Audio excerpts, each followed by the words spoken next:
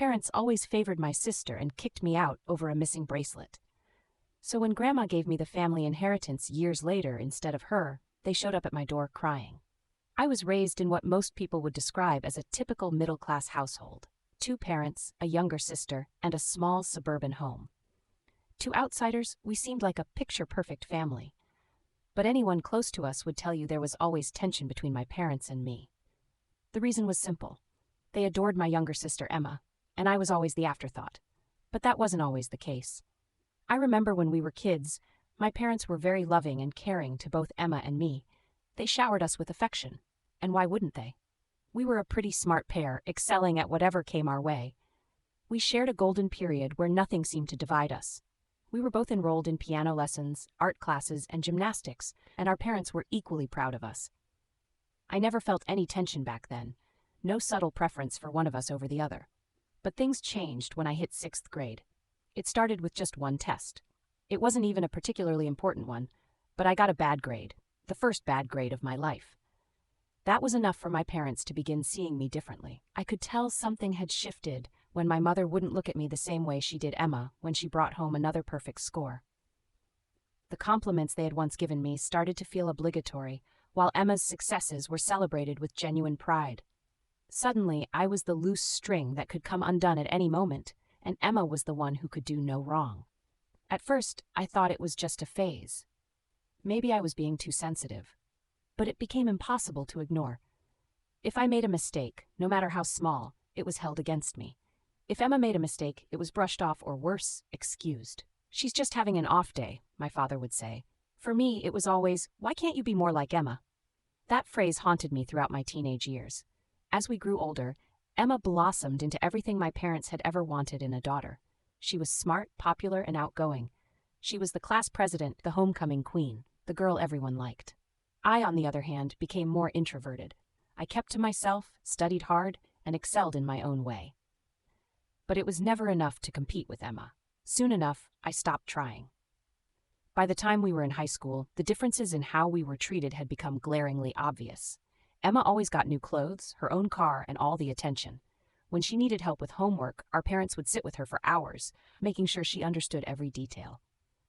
If I asked for help, it was either too late in the evening or they'd brush me off, telling me to figure it out on my own.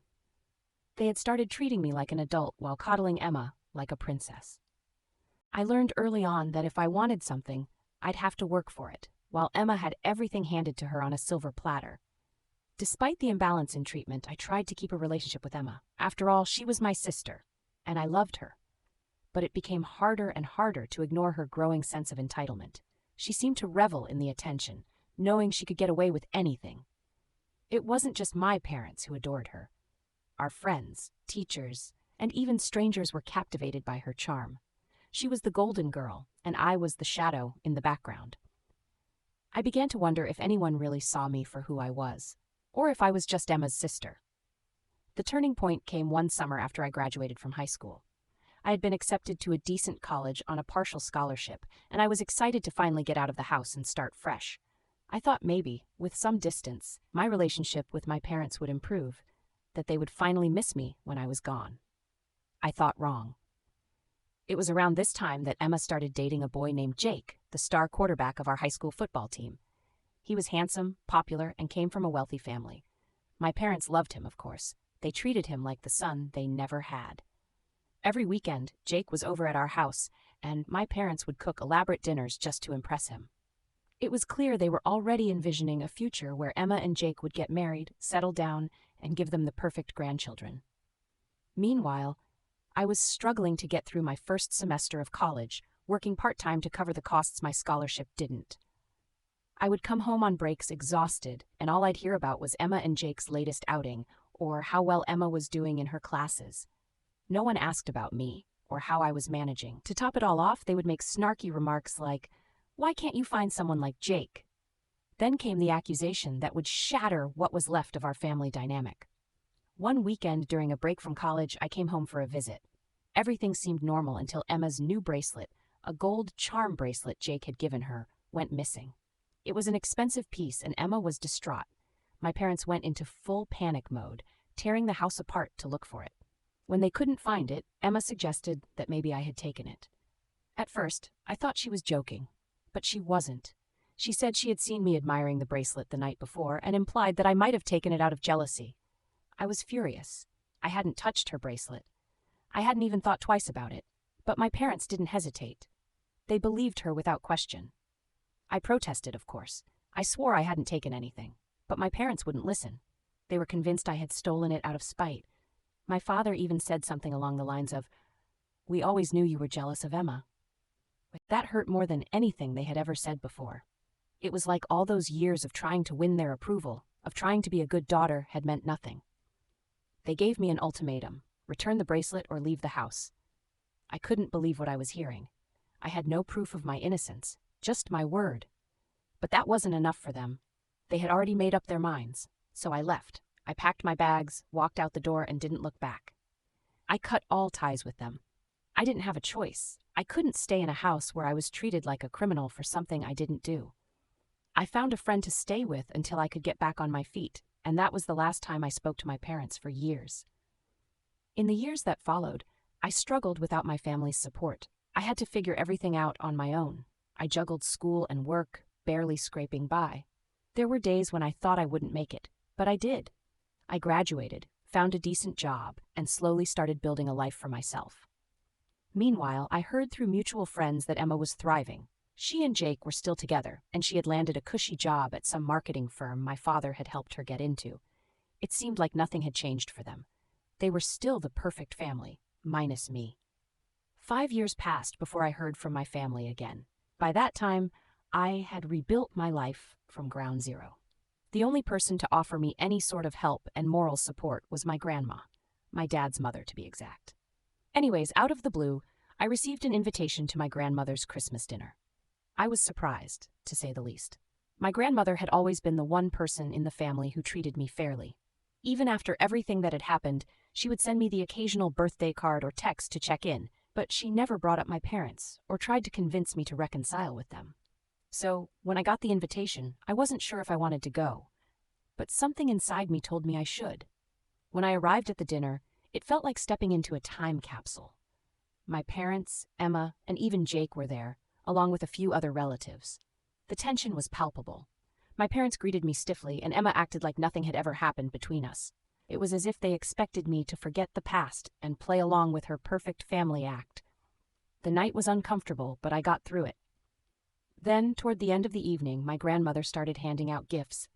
I wasn't expecting anything particularly significant, but when I opened the box, my heart nearly stopped. Inside the box was an old family heirloom, a gold locket, something that had been passed down for generations. It wasn't just any piece of jewelry. Whoever inherited this locket was considered the rightful heir to the family's assets. Grandma had received it from her father, and now she was passing it directly to me, skipping over her son, my father, and all the other grandchildren, including Emma. It was a symbol of more than just tradition. It meant that, one day, everything my grandparents owned, their house, their land, their savings, would be mine. I could see my parents' faces go pale when they realized what had just happened. Emma, who had always been the golden child, sat there in stunned silence. My parents quickly shifted gears, trying to hide their shock with forced smiles, but I could feel the tension in the room. The rest of the dinner was awkward, and soon after, my parents pulled me aside. Suddenly, they were apologetic, as if all those years of neglect and unfair treatment could be washed away with a few kind words. They brought up how Emma might be getting married soon, and how they wanted me to be part of the family again. For her sake. But I knew better. This wasn't about family or love. This was about money. The heirloom had always been a big deal in our family, and now that I had it, they knew I would be the one inheriting everything that came with it. They weren't concerned about fixing the relationship because they cared about me. They were worried about what they stood to lose. My father even said, in a tone that felt more like a warning than an offer, that they were willing to forgive me for everything and start fresh. It was as if they had forgotten who had wronged who in the first place. Other relatives chimed in too, urging me to be reasonable. They kept saying that family is everything, and that I should be connected with them no matter what had happened in the past. I could almost hear the cliches lining up. Sharing is caring, blood is thicker than water, and you don't want to be alone. Now, even though it's very clear what I should and should not do, All this pressure has got me overthinking this whole scenario. Did I want to be a part of this family again, knowing they only valued me because of what I now possessed? Could I forgive them, knowing that their sudden interest in me was born out of self-interest? Do you guys have any suggestions on this? If yes, I could really use some. Update 1. After the Christmas party, I went back to my apartment feeling overwhelmed. It was hard to process everything that had happened. I tried to avoid my parents and relatives as much as possible for the rest of the evening, but their attempts to get close to me were relentless. My parents kept throwing guilty glances my way, and Emma wouldn't stop smiling at me as if we were suddenly best friends, but I knew their intentions were less about family and more about the family assets that were now tied to the heirloom I had been given. Their behavior only made me want to distance myself further. The next few days were spent in deep thought. I realized I needed to have a proper conversation with Grandma. The brooch was important, not just symbolically but practically. It meant I would inherit the family's assets. That wasn't something I was actively looking for, but now that it was on my plate, I needed clarity.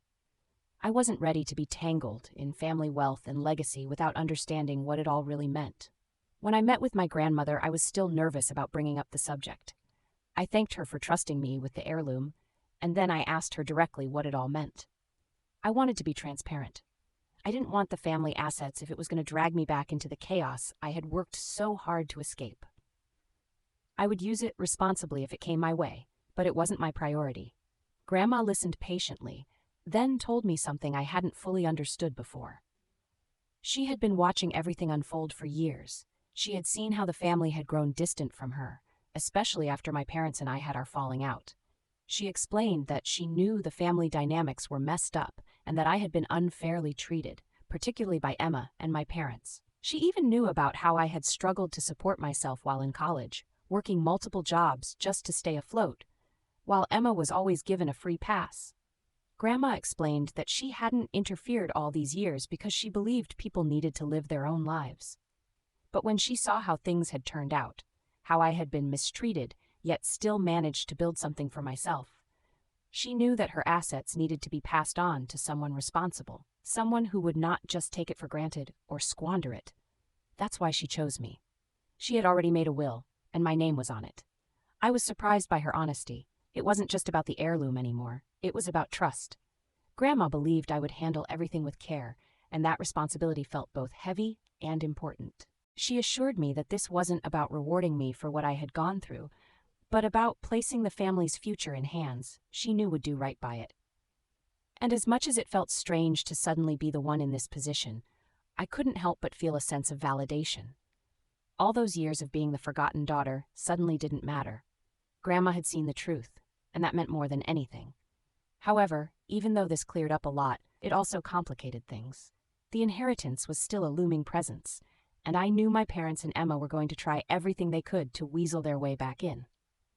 Now that they knew what was at stake, they weren't going to let it go easily. Update 2. Hello Reddit Diaries people, I'm back with an update, and things have gone from bad to worse.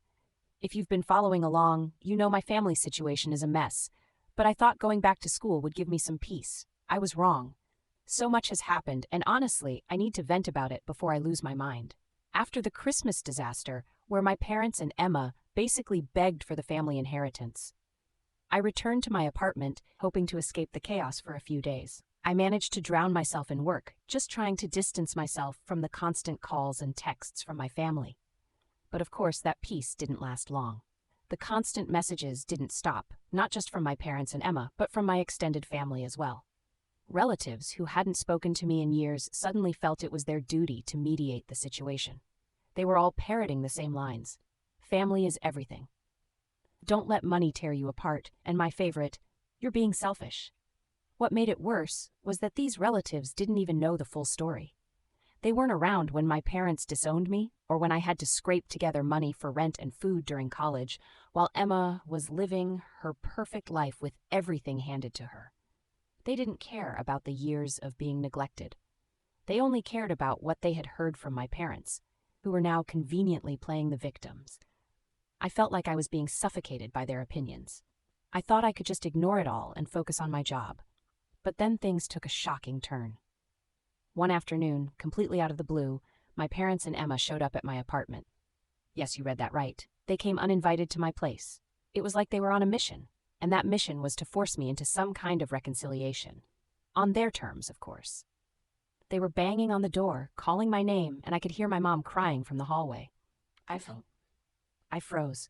My friend, who had been staying with me for a few months, looked terrified, and I had no idea what to do. When I opened the door, my parents started pleading with me right there in front of my friend. My mom was sobbing, saying how they couldn't lose me and how we needed to fix this. My dad kept saying they were willing to forgive me for everything, as if I was the one who had done something wrong. Meanwhile, Emma stood there with her fake, concerned look, but I could see right through her. She was less interested in reconciliation and more worried about what would happen if I didn't agree to share the inheritance. I tried to keep things quiet, whispering to them that this wasn't the place or time to have this conversation, but they weren't listening. My mom practically pushed past me, trying to get into the apartment, while my dad stood in the doorway, refusing to leave. They kept talking over me, saying how Emma would get married soon, and how the family needed to be whole again before that happened. They made it sound like I was the one tearing the family apart, all while trying to force me into agreeing to give up part of the future inheritance that, mind you, I don't even officially have yet. The whole scene was humiliating. My neighbors started coming out of their rooms, watching the chaos unfold. I was trying my best to handle it quietly, but the longer they stayed, the louder they got. My mom was on her knees, begging me to forgive them, while Emma stood there looking smug, like she knew they'd wear me down eventually. I was trapped, and I had no idea what to do. I tried telling them to leave, but they weren't budging. Finally, after what felt like hours of pleading, I couldn't take it anymore. I called security, who thankfully arrived quickly.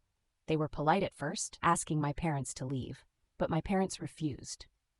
That's when security had to get firm, telling them if they didn't leave, they'd be forced to call the cops. It was embarrassing on a whole new level. My parents finally backed down, but not before my mom dramatically said I was abandoning my family in front of everyone. As if that wasn't enough, Emma took it a step further. After leaving, she sent a mass text to several of my friends, telling them that I had abandoned her and my parents. She made it sound like I was the villain in all of this, leaving out the part where they had disowned me for something I didn't even do. Some of my friends were understandably confused, so I had to explain the whole situation. It was exhausting, and I couldn't believe how far Emma was willing to go just to make herself look like the victim. Now, I'm not sure what to do. I haven't spoken to my parents since that incident, and I'm trying to move on, but their desperation has me constantly looking over my shoulder. I feel like I'm being pushed into a corner, expected to give in just to make everyone else happy, but I can't forget how they treated me. At the same time, the pressure is overwhelming. Part of me wonders if it'll ever stop, or if I'm going to have to deal with this for the rest of my life. Right now, I just want to focus on myself and my future, but it feels like my family is determined to drag me back into their mess. Update 3. Hello again, Reddit people. Buckle up because things have spiraled even further since my last update. After the apartment incident, where my parents and Emma showed up unannounced, things got even messier, and I had to do a lot of damage control, especially with my friends. First of all, Emma's little stunt of texting my friends put everyone in a really awkward position. I had to explain the entire family drama from the start, which was honestly exhausting. What made it even weirder was how Emma had gotten my friends' numbers in the first place. None of them had given it to her, so I was just as confused as they were. It was creepy, to say the least. My friends were supportive, but they were also understandably freaked out.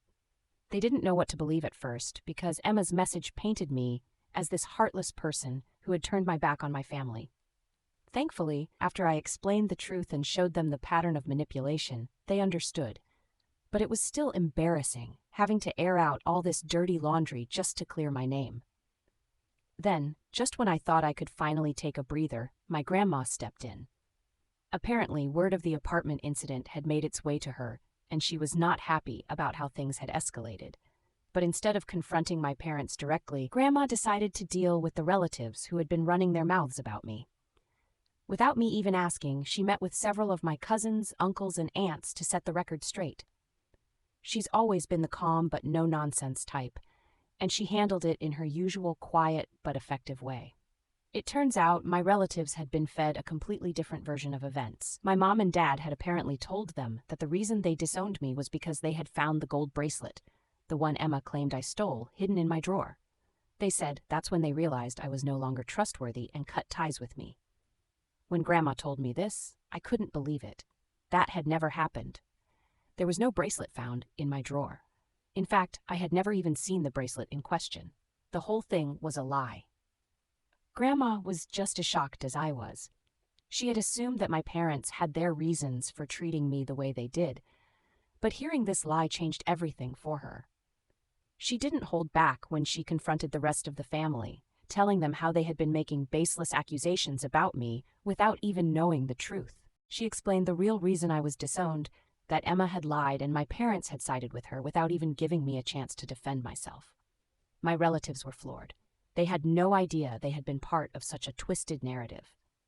Once the truth came out, I started hearing things from different family members that I hadn't known before. Apparently, my parents had been hiding a lot more than just their favoritism toward Emma. One of my uncles mentioned that my dad had taken out a second mortgage on the house to fund some of Emma's extravagant wedding plans, which had put a huge financial strain on them. Another cousin let it slip that Emma had been a total nightmare during the wedding preparations, throwing tantrums left and right because things weren't perfect enough. But the biggest bombshell was about Emma and Jake. I hadn't heard much about their relationship recently, but apparently it wasn't going well. Jake had left Emma. I was shocked at first, but the more I learned, the more it made sense. According to my relatives, Jake had gotten fed up with Emma's constant tantrums and unrealistic expectations. She had been treating him like one of her doormats, and he was tired of it. But there was another layer to it. Jake had also started to realize that the promises of family wealth weren't going to materialize as easily as he thought. My parents had hinted at helping them financially, but with the drama over the heirloom and inheritance, it became clear that things were a lot more complicated. Jake saw the writing on the wall and decided to bail before getting in deeper. This news spread like wildfire through the family, and I couldn't help but feel a mixture of emotions. Part of me felt sorry for Emma, despite everything she had done, but another part of me felt validated. For so long, I had been made to feel like the outcast, the problem.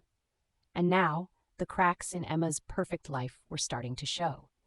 It was like everything they had tried to cover up was unraveling in front of them, and there was nothing they could do to stop it.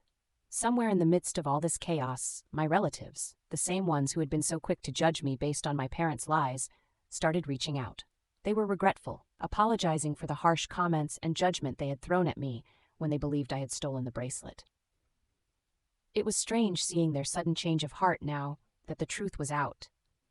They kept asking for forgiveness, telling me they only wanted what was best for the family. But honestly, after everything, I wasn't sure I wanted anything to do with them anymore. I couldn't help but think, if it was this easy for them to turn on me based on nothing but a story, what's stopping them from doing it again? If my parents had been able to so quickly switch their opinions in the past, siding with Emma and disowning me, what guarantee did I have that they wouldn't do the same thing if another situation came up? It felt like I was always going to be walking on eggshells around them, constantly wondering if their loyalty to me was genuine or just convenient. For now, I'd rather take a break from all of them and focus on myself, let them deal with their own mess without dragging me back into it. After all of this, my parents also reached out again, but this time their tone was different. They were no longer demanding or guilt-tripping me. They were almost apologetic, but I could see through it. They were still focused on the money, still hoping to smooth things over just enough to get their hands on the future inheritance. They didn't care about mending our relationship for real. They cared about keeping up appearances and securing financial stability, especially now that Emma's future wasn't looking as secure as they had hoped. I haven't responded to them, and honestly, I'm not sure I will. This entire experience has been a harsh reminder of how toxic my family can be, and I'm not ready to open that door again, even if they come bearing apologies. For now, I'm focusing on myself and the future I want to build on my own terms, without the baggage of their manipulation and lies hanging over me. That's enough for now, Reddit. Thanks for all your advice and support along the way. It's been a rough ride, but I feel like I'm finally starting to see things more clearly.